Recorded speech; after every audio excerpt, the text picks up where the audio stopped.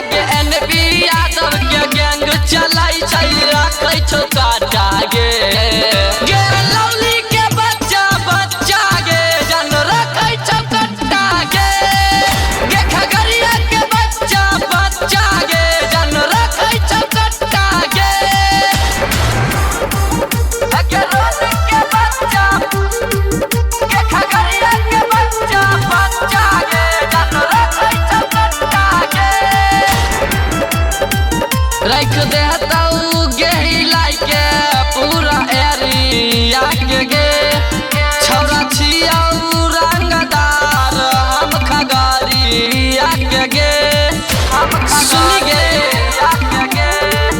रख देतौ गे हिलाई के पूरा एरिया गे छौरा छियौ रंगदार हम खगड़िया गे आगे राइटर मन साजन बाबू किन देतो दुपट्टा गे गे गुलरिया के बच्चा बच्चा गे जन रखै छौ कट्टा गे गे खगड़िया के बच्चा बच्चा गे जन रखै छौ कट्टा गे। Recording by Riya Studio, Khagaria, Bhadash.